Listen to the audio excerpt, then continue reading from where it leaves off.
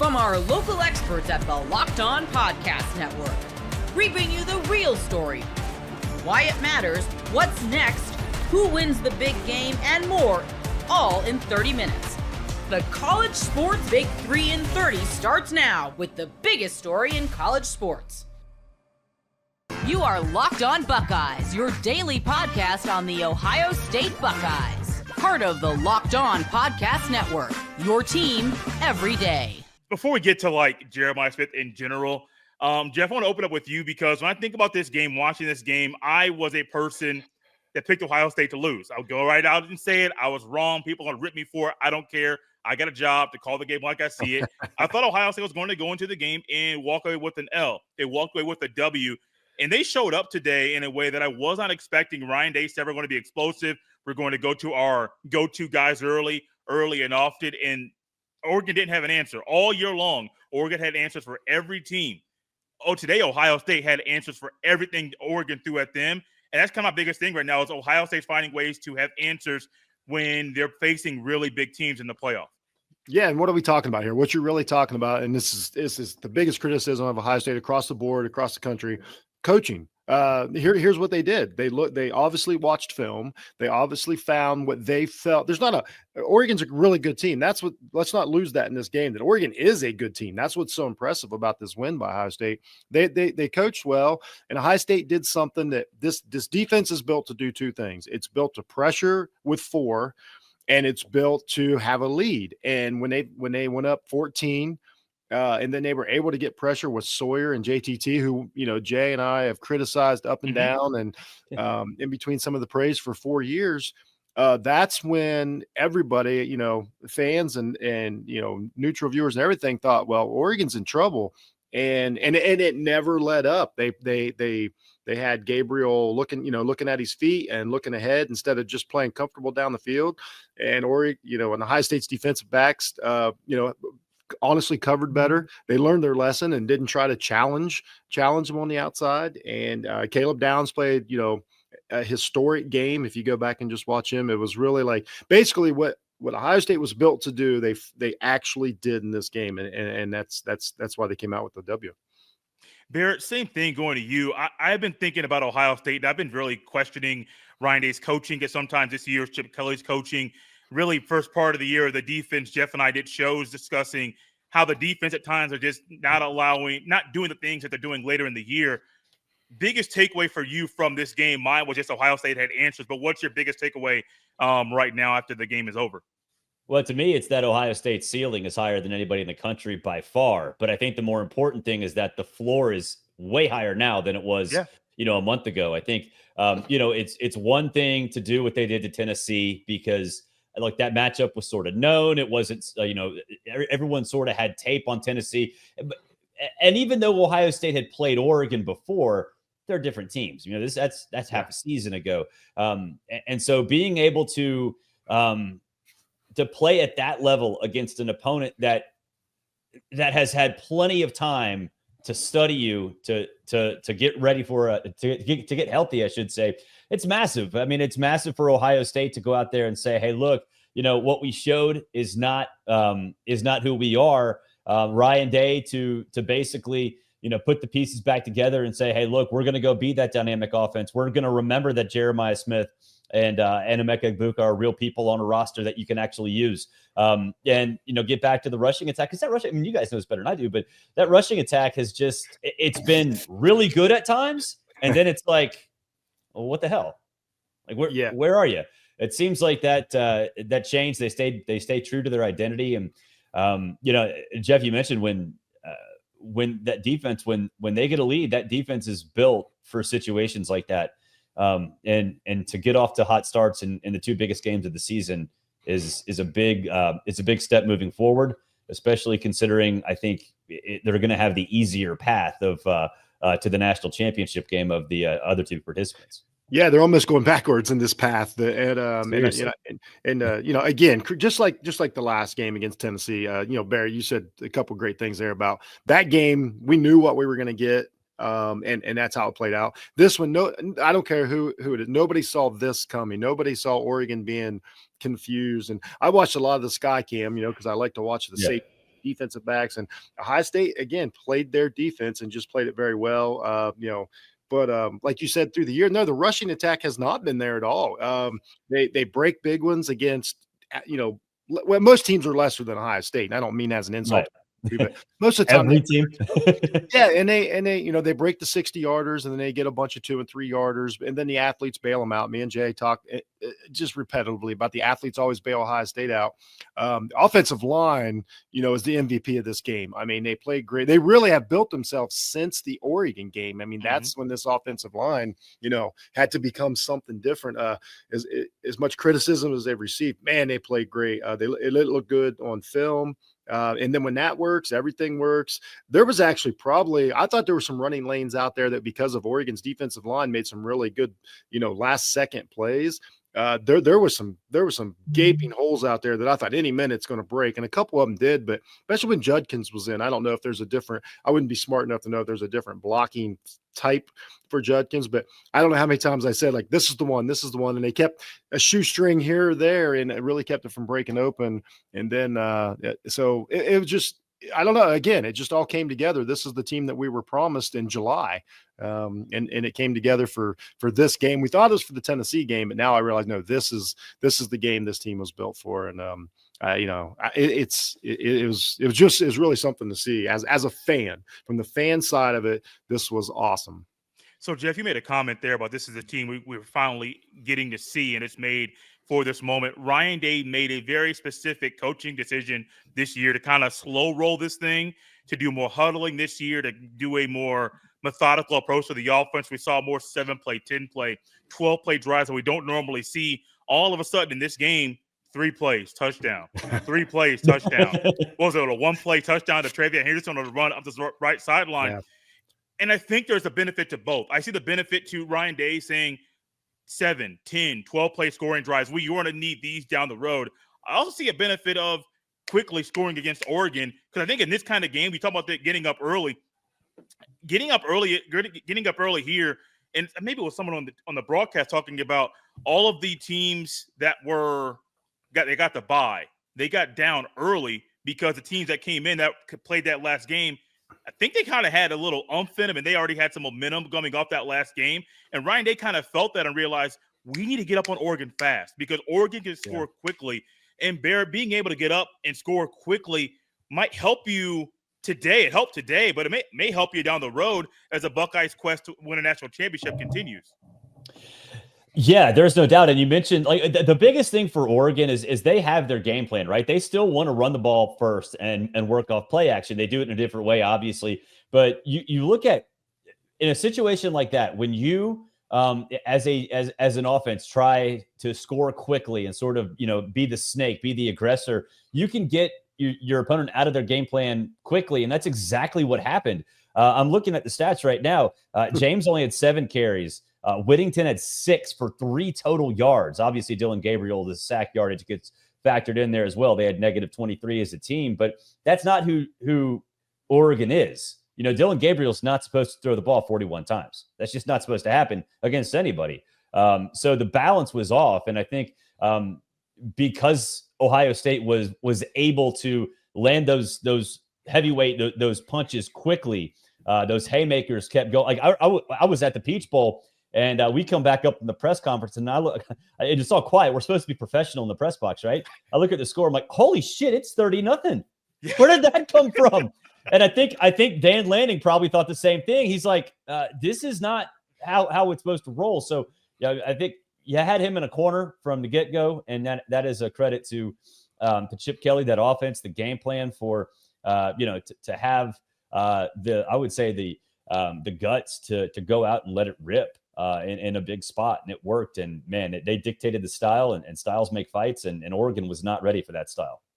Yeah, and all credit for to Ohio State for and they said it on the broadcast, but again, as you guys know how it is. I don't know, whatever team you watch the closest, you watch a team become who they are now, whether that's bad or good or whatever. We watched Jeremiah Smith become start figuring things out and become a monster. This is not the same guy that Oregon played in that first matchup. That guy was really good. This guy was something different. The confidence, the physicality.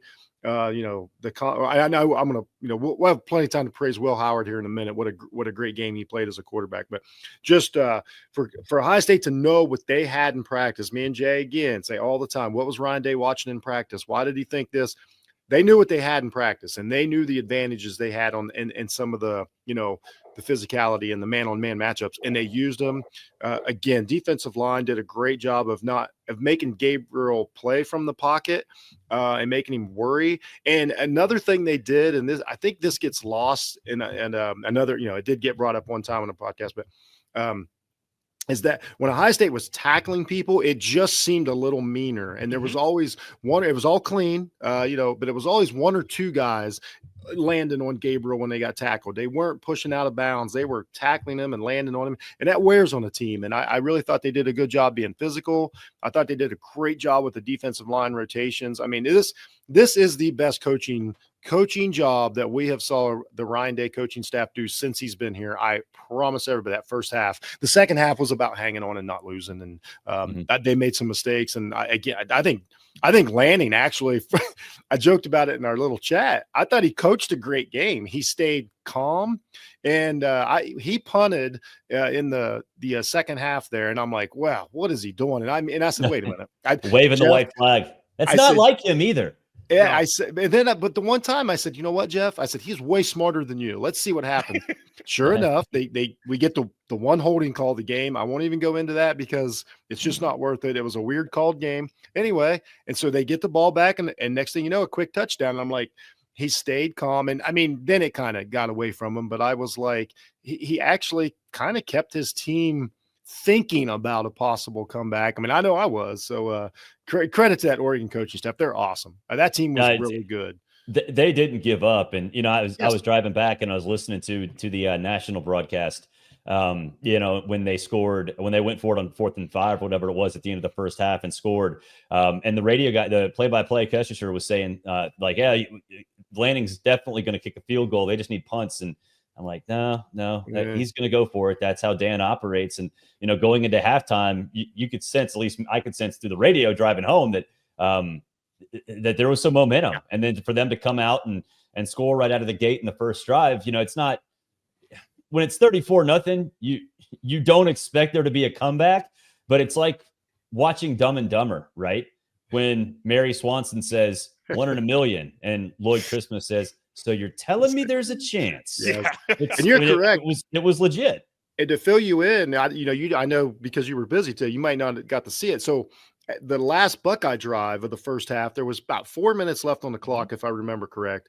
And they were running effectively. They were moving. We were all like, run some time off, kick a field goal. So they wound up getting a field goal. But what was lost, there was two plays in a row. They took shots into the end zone that were incompletions and basically handed Oregon. Well, you know how it is. They handed them 80 seconds on the clock. Yeah. And Oregon scores at the end of the first half with no time on the clock. And when they took those shots to the end zone, I look over at my wife and she gets tired of hearing it. And I'm like, that was a coaching mistake. That was the one thing you couldn't give them was time. And it wasn't a realistic shot. It was atypical of what Howard and the guys do. And it was weird. It just looked like it was like the two most abnormal plays of the game. But again, and then Lanning does his thing, goes down there. And here's what I tell everybody, you guys watch enough football. I'm like, people actually text me at halftime, had the nerve to start talking about the Texas game. I'm like, what are you people thinking? Because I always say this, if Ohio State could do that in the first half, there's no reason Oregon couldn't do it in the second half. So, as long as there's the equal time left, anything can happen. So, that's, like I said, credit to Oregon for, fighting a good fight and a great season. Oh yeah. I want to say that it was a fantastic season. I know it's got a stink for them right now and it stings and all that, but it was great. Gametime has a new feature called Gametime Picks that makes getting tickets to your favorite live events even easier. Gametime Picks filters out the fluff to show you only incredible deals on great seats, so you don't have to waste time searching through thousands of tickets. Curation makes it easier to save more on sports, concerts, comedy, theater, and more near you. You can take the guesswork out of buying tickets with Gametime. Download the Gametime app, create an account, and use code LOCKEDON for $20 off your first purchase. Terms apply. Again, create an account and redeem code LOCKEDON for $20 off. Download Gametime today. What time is it? Gametime. You are Locked On Longhorns, your daily podcast on the Texas Longhorns. Part of the Locked On Podcast Network, your team every day. Happy New Year. Great way to start off the year with an instant classic of a football game. I think if you're Texas, you can say it couldn't have scripted any better at the beginning, couldn't have scripted any worse in the fourth quarter, but in the end, they pulled it out in the fourth quarter. And again, lots to get to, which we will. We've got coming up, we're going to be joined by Barrett Sully, great college football writer as well. But I'll just start here before we get into some of it. We're already getting comments, by the way, too. We want to get your interaction on the comment section.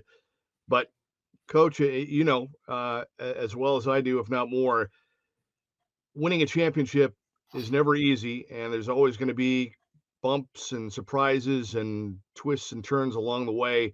But in the end, you have to prevail, and you have to fight through those. It's never easy. It's never supposed to be easy, with a few exceptions.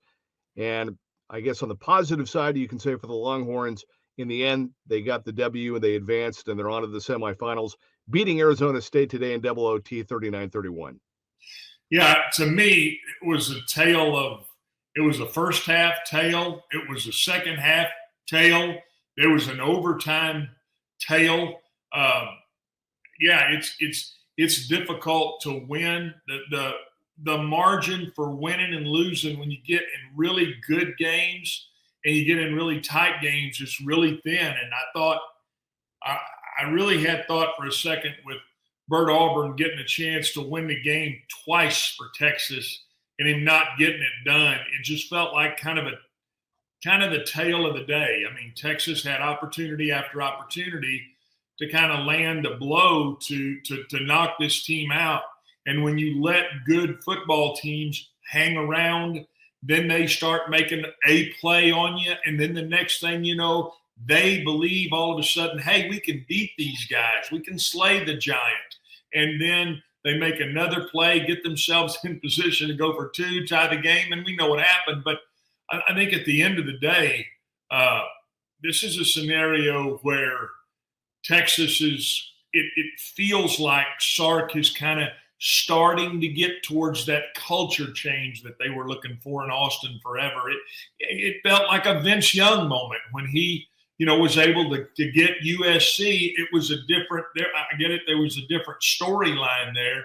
But at the end of the day, Texas had every opportunity in that overtime really to give it up. And they didn't give it up, got the big fourth down, and I'm sure we'll be going over all that. But I do think, Jeff, that this is a football team that feels like they've got somewhat of some unfinished business from what happened to them last year, and it's good to see that they're going to have an opportunity to continue that journey.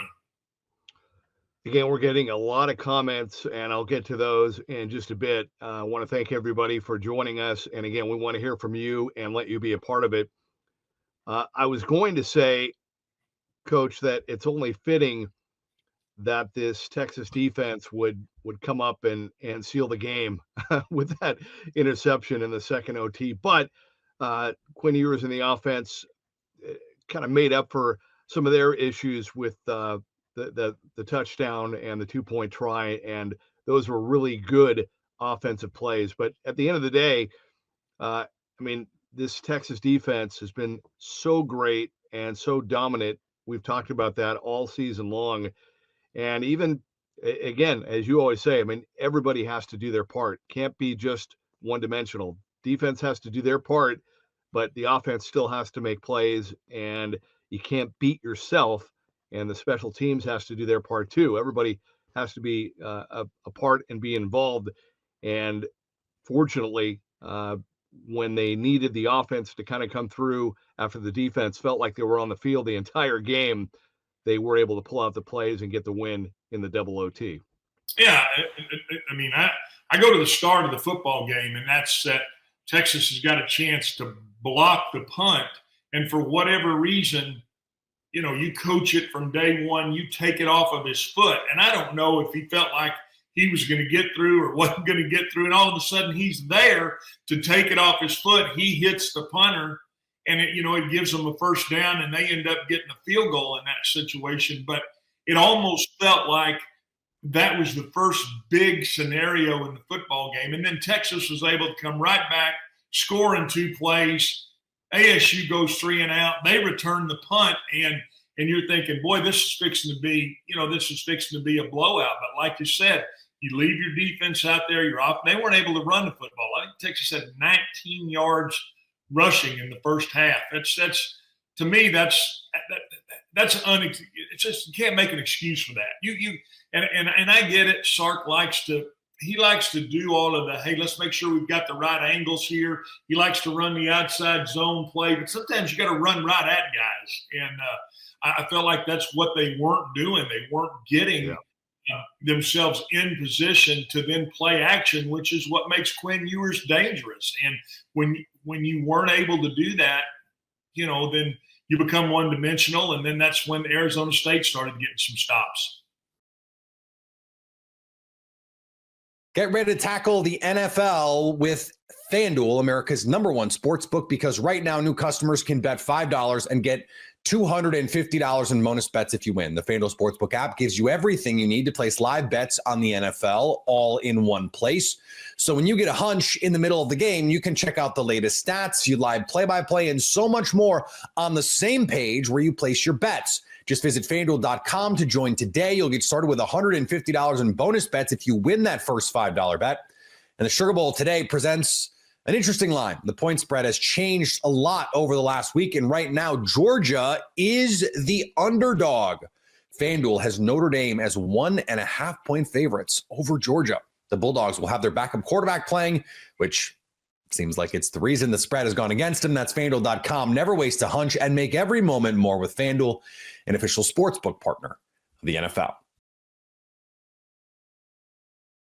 Initial reaction is, hey, Penn State got a win. Boise State, they were able to keep Boise State at an arm's length, but it felt like it should have been more of a dominant win. Hey, it's a good win. We're in uncharted territory no matter what here. When Penn State's up 14-0 early, you're thinking, okay, this is going to kind of get out of hand. They're going to blow them out. And yet Boise scores a touchdown there that would have made it 24-21. Huge hands to the face penalty that negated that touchdown. I mean, that was a gigantic play in the game. I give Boise a lot of credit for their fight. But look, Penn State's got a lot of good players. We're going to talk a lot on this show, I'm sure, about Abdul Carter, because that will be a significant component in the next round. Because Penn State's defense was just not the same without Abdul Carter. Boise really moved the ball pretty well. That's a concern. But look, Penn State's got a lot of good players. It's a good win. And, hey, James Franklin does not lose I was watching the game, guys, with some Penn State fans. One guy was all nervous there. James Franklin does not lose these games. This isn't Ohio State or Michigan. When he's favored by 12, James doesn't lose these kinds of games. Yeah, I wasn't surprised by the outcome. So far, this has been my best score prediction, spread prediction yet for the college football playoff games we've seen. I thought Penn State would win, cover, and Boise State would be competitive, but you'd always feel like Penn State was the better team and kind of keep them at an arm's length, which is what they did. I think even if that touchdown had made it 24-21, I think that changes the feeling of the game. I don't think it changes the outcome of the game. But Corey, you mentioned that Abdul Carter went off and it felt different for Penn State's defense. On the one hand, yeah, I agree. On the other hand, they still only give up 14 points. Maddox Madsen had thrown 3 picks all season long. And for those, I'm not in this camp particularly, but for those that are of the belief that, well, Boise State just shouldn't be treated this way because they're playing the Mountain West and it's a higher level of competition, they have a lot of fodder after this game. A lot. Genty is 104 yards on 30 carries. Maddox Madsen throws the same number of picks as he had all season long. They look like a team that was going up against a caliber of opponent that since Oregon, they just hadn't really consistently faced. Now, I am not opposed to Boise State being in this playoff for a couple of reasons. Number one, I value the regular season above all else. And so I would like to see the most deserving teams get in, not who we think are the best. Because I think bowl season has taught us here, guys, just because you think someone's better or you think someone's the best team of a group doesn't mean that they are. Bama lost as a double-digit favorite again. So I'm in favor of that. And number two, I think that Boise State's resume was actually pretty darn good. If you look at UNLV beating them twice, that's not a small thing. I'm not saying it's equivalent to winning the SEC of the Big Ten, but it's not a small thing. They did take the number one team down to a game-winning field goal on the road. If Oregon had made an extra point earlier in the game, it actually only would have been a 1-point win for Oregon. Not that that changes the calculus entirely. So I thought Boise deserved to be there. I think this game was closer than the final score indicated, but I'm not surprised by the outcome because Penn State's a better team. So where, Spencer, let me just get a quick rebuttal from you. Where, and in terms of strength of victory from this, on a scale of 1 to 10, what would you say that you would rate this for Penn State? If 10 is what's 10 exactly? Like, you know, in terms of value, the way that they won the game, you're saying, you know, hey, Boise State's from the Mountain West Conference. Should they have been the 3 seed, right? There were some questions because people are going to say that this is a Mickey Mouse playoff run. Okay. And that's what, and you started to allude to that a little bit. I don't want to look just over this Boise State team because I feel like they could have given some problems to some other teams. Penn State just happened to be in a good position to beat this Boise State team. I'm not discounting the Broncos here. They certainly have flaws that wouldn't let them go on a run, but they're going to say, oh, well, Penn State played SMU. Penn State played Boise State. Should they have really made it to the semifinals? So what would you rate this on a scale of 1 to 10 based on the way Penn State performed? Well, and for that crowd, I'd remind you that Penn State has beaten those opponents by a combined score of 69-24. Like, what does a playoff team look like in that particular setting of this easier not Alabama playoff path? Yeah, I mean, excuse me. So I'd probably say this is like on a scale of 1 to 10.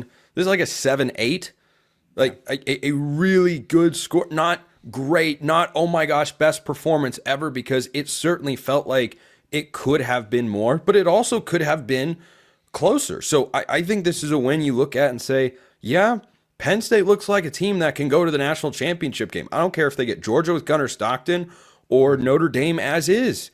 I don't see, with the way Penn State is playing, how they can't win that game and play for a national championship, which is not something I would have said about Penn State during the season. But in the last month, they're playing really good football. And their only loss is to the only team in college football who, knock on wood, please don't let this change tomorrow, only team that hasn't lost in the country this year, that being my Oregon Ducks, of course. And they lost by 8 points. And yeah, they were down in that game, but they played really well. They moved the ball on a great defense all game, and they keep moving the ball. So, yeah, I think it's hard to not feel good about Penn State at the moment. Corey, how much stock are you putting into this win over Penn State? Because the same idea, that's the comments that I'm seeing mainly on X, right? I'm trying to drive this conversation based on what are other people saying.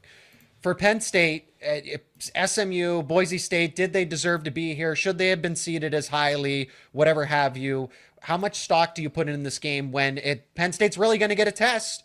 Georgia or Notre Dame, one way or another. I think that's a close game either way, and that's the best opponents that Penn State's going to see since Oregon and Ohio State. Well, there's two conversations here. One, Penn State did everything it had to do. This is not necessarily even so much a Penn State discussion. I mentioned earlier, kind of half jokingly, but in all seriousness, James does not lose these games. The reason Penn State fans get angry at James is because he loses games against elite teams or teams that have maybe a little bit better talent. They were a 12-point favorite in this game. The question is, should a number 6 seed ever be a 12-point favorite over a number 3 seed? And the answer is unequivocally no. This was botched so badly. There's no way in the world that Boise should be a number 3 seed. I'll give Boise credit. I don't take anything away from Penn State. This system has to be fixed. You cannot have Boise be a number 3 seed and be a 12-point underdog, and get a bye. But again, that's a different conversation. Penn State, from the Penn State side, the reason James doesn't lose these kind of games, we can joke all we want, Zach, and a lot of people maybe do about the 1-0 mentality, but there are a lot of schools around the country that don't have a 1-0 mentality. All right, they get up for the big games and then they shrink for the small games. And to James's credit, I think the single best thing that he does as a coach is he gets his players ready to play every single game. And for that reason, you don't lose to SMU. You don't lose to Boise. Whether they lose to Georgia or Notre Dame, that's a different discussion. But Penn State's in this position because, quite frankly, they got unbelievably lucky. I think it was tremendous that they lost the Big Ten championship game. rather than playing Ohio State tomorrow. They played Boise State today. So, but again, that's a different discussion that the college football playoff has got to get fixed. And their fans got treated to a home playoff game. Yeah. I mean, even if it had been a hard-fought win, Penn State's going, good thing we didn't win that conference championship game. That would have been a mess. Yep.